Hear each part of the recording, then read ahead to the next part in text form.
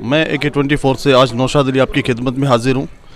आज हम पहुँचे उस्मानिया अंजुमन जो मुस्लिम हवारियान सोसाइटी की तरफ से एक प्रतिभा सम्मान समारोह आयोजित किया गया है, उसमें पहुँचे हैं।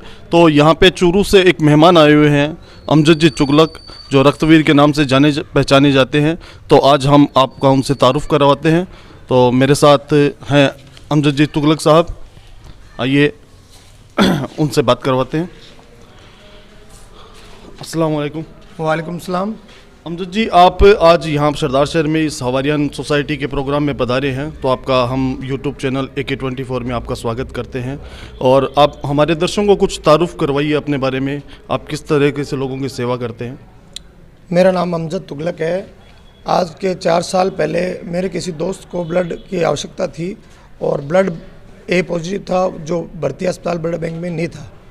मैं वहाँ पे ब्लड देने पहुँचा तो उसको 4 यूनिट ब्लड चाहिए थे। तो मैंने फेसबुक पे एक पोस्ट डाली कि मेरे मित्र को 4 यूनिट ए पॉजिटिव ब्लड चाहिए।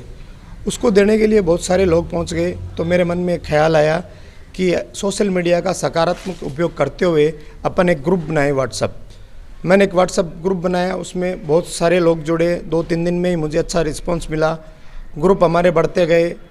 हम चूरू में काम करते करते बीकानेर, सदासर, रतनगढ़ और जयपुर, जोधपुर, बीकानेर, पूरे भारत में हमारा नेटवर्क धीरे धीरे फैल गया। हमारे साथ युवा जुड़े हैं, जिसमें महिलाएं भी हैं, डॉक्टर भी हैं, लेक्चरर भी है। एक मजबूत जो हमें प्लेटफॉर्म मिला है, उसमें हम सभी लोग मिलकर एक दूसरे की मदद करते हैं। जी, बहुत ही अच्छा काम किया आपने। और ये प्रेरणा, जैसे कि आपने बताया कि 4 साल पहले 4 यूनिट ब्लड की ज़रूरत पड़ी थी, उसके बाद में अभी तक कितने लोगों की आप मदद कर चुके हैं, ऐसे कोई आइडिया, संख्या है? वैसे हम रिकॉर्ड नहीं रखते, लेकिन औसतन हम चूरू में 5-6 लोगों को रोज़ाना रक्तदान करवाते हैं और लोगों की मदद करते हैं। और जैसे हमारा नेटवर्क फैला हुआ है, एक दूसरे से कड़ी जुड़ी हुई है, हमारे साथ हज़ारों लोग हैं। तो औसतन हमारा 20-30 यूनिट रोज़ाना हमारे ग्रुप के सदस्य रक्तदान करते हैं। जैसे सरदार शहर में या चूरू जिले की किसी और भी तहसील में अगर किसी को रक्त की आवश्यकता होती है, तो वो आपसे राब्ता, आपसे संपर्क कैसे करें, उसके बारे में कुछ बताइए, ताकि यूट्यूब पे जो दर्शक देख रहे हैं, अगर उन्हें भविष्य में कभी ज़रूरत पड़े तो वो आपसे संपर्क कर सकें। जैसे सदासर में यहाँ के एक प्राइवेट अस्पताल है, वो हॉस्पिटल में ब्लड चढ़ाते हैं। यहाँ पे ब्लड बैंक नहीं है, तो वहाँ की ब्लड बैंक की जो हॉस्पिटल की डिमांड होती है वो हमारे पास आती है। वो ब्लड लेने लगभग चूरू नज़दीक पड़ता है, चूरू जाते हैं। तो उस डिमांड को हम देखते हुए या तो ब्लड बैंक से अगर स्टॉक पड़ा है तो वहाँ से दिलवा देते हैं, वरना हमारा डोनर भेज देते हैं। अगर कोई हमारे से संपर्क करना चाहे तो सदासर, रतनगढ़ के बहुत सारे युवा लड़के हमारे ग्रुप में मौजूद हैं। और मेरा फ़ोन नंबर है, मैं अकेला नहीं हूँ, बहुत सारे लोग हैं। मेरे मोबाइल नंबर है 9414327789। अगर आपको कभी भी ब्लड की आवश्यकता पड़े तो हमसे संपर्क कर सकते हैं। पूरे भारत में हम आपकी मदद करने का पूरा प्रयास करेंगे। जी, मैं दर्शकों को बता देना चाहूँ, अमजद साहब ने अभी जो अपने मोबाइल नंबर दिया, आप वीडियो के माध्यम से वो नंबर देख सकते हैं और नंबर सेव रख सकते हैं। इसके बाद में अगर जब भी आपको ब्लड की ज़रूरत हो तो आप अमजद साहब से संपर्क करें। इनकी टीम बहुत बड़ी है, ये कहीं पर भी आपको ब्लड के अरेंजमेंट करवा देंगे। जैसे हमारे नज़दीकी एरिया में चूरू, बीकानेर, सीकर यही ज़रूरत पड़ती है, तो यहाँ आपको आसानी से ब्लड उपलब्ध हो जाएगा, तो आप इनसे रब्ता कर सकते हैं। मैं कोरोना के टाइम में आपकी सेवाओं के बारे में दर्शकों को कुछ बताना चाहूँगा कि आपने कोरोना के टाइम में लोगों की कैसे सेवा की थी। कोरोना के समय जो हमारे ग्रुप के सदस्य थे, जो घर बैठे थे, ब्लड की इतनी आवश्यकता नहीं थी, उस समय ऑक्सीजन की ज़रूरत पड़ रही थी। तो हमारा ग्रुप है RJ ब्लड हेल्प फाउंडेशन, उनके लोगों ने एक व्हाट्सअप ग्रुप बनाया, जिसमें बहुत सारे डॉक्टर भी जुड़े, समाज सेवी भी जुड़े। हमने ऑक्सीजन सिलेंडर की व्यवस्था की, PP किट की व्यवस्था की, मास्क की व्यवस्था की। ये जो ऑक्सीजन सिलेंडर पर रेगुलेटर है, हमारी एक संस्था है जो विदेश में काम करती है, वहाँ से उन्होंने हमें भिजवाए। हमने हॉस्पिटल में भी उनको डोनेट किया और लोगों को भी हमने पहुंचाए। हमारी पूरी टीम ने बहुत मेहनत करी। बाकी मदद करने वाला तो ऊपर वाला है, हम जरिया ज़रूर बने हैं, लोगों के सहयोग करने का पूरा प्रयास किया है। जी बिल्कुल, इसीलिए आपका इस क्षेत्र में नाम है और सरदार शहर और चूरू क्षेत्र में आप काफ़ी पॉपुलर हैं। तो आप समाज सेवा भी करते हैं और राजनीति में भी सक्रिय रहते हैं, तो आपके राजनीतिक जीवन के बारे में कुछ जानना चाहेंगे हमारे दर्शक। वैसे तो मैं एक्टिव राजनीति फ़िलहाल 3 साल से नहीं कर रहा। मैं 2016 से भाजपा का युवा मोर्चा कार्यकर्ता रहा हूँ। 2018 के बाद मेरे स्लिप डिस्क होने के बाद मैंने सेवा का क्षेत्र पकड़ लिया है और मैं राजनीति भी थोड़ी बहुत कर लेता हूँ, लेकिन फ़िलहाल मैं सेवा के क्षेत्र में हूँ।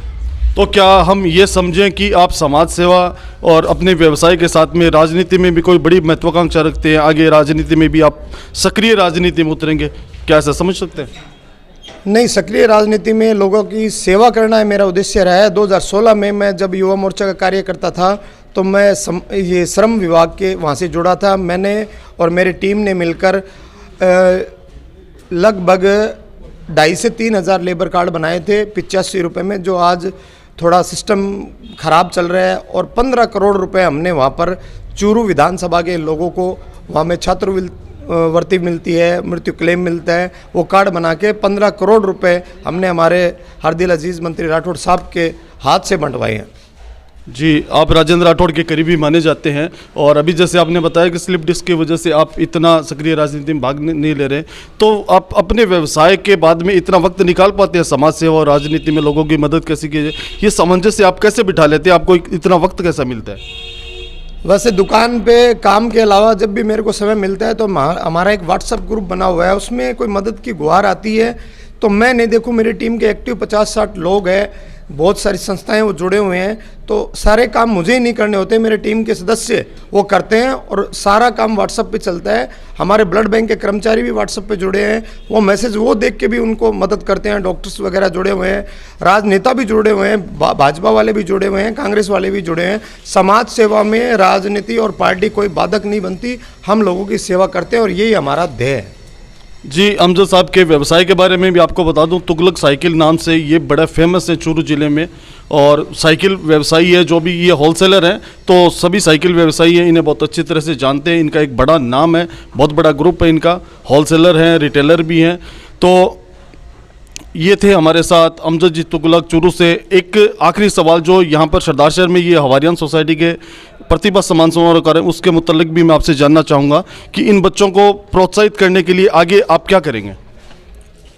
हमारे जो हवारियन जो समाज है वो शिक्षा के मामले में पहले कमज़ोर था, लेकिन हमारी बेटियां खूब पढ़ रही है और समाज के लोगों ने शुरुआत सीकर से की थी। सीकर में एक कमेटी बनी है और उसके बाद चूरू ज़िले में सरदार शहर में आगाज़ हुआ है। हम इनसे बात करके ज़िले की एक टीम बनाएंगे और बच्चों को ज़्यादा से ज़्यादा शिक्षा मिले, ऐसी अपने बुज़ुर्गों से, अपने साथियों से प्लान करेंगे और बच्चों को मोटिवेट करेंगे।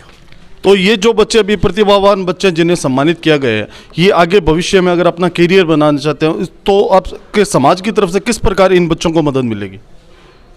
जो हमारे बच्चे पढ़ रहे हैं आज चूरू में, ऐसी हमारे जो राजनेता उनसे ऐसी डिमांड करेंगे कि हमें कोई ऐसी जगह उपलब्ध कराए, वहाँ पे बच्चों के लिए कोई हॉस्टल बने या कोई कोचिंग सेंटर बने, बच्चे की तैयारियाँ हो।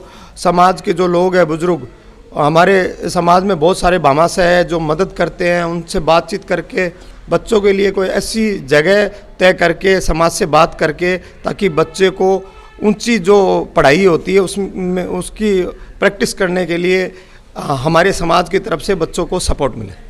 जी, बहुत बहुत शुक्रिया। ये थे अमजद जी तुगलक हमारे साथ हवारियन सोसाइटी के इस प्रोग्राम में सरदार शहर पधारे थे, तो इनसे हम रूबरू हुए और इनके जो विचार है आप दर्शकों तक बताए।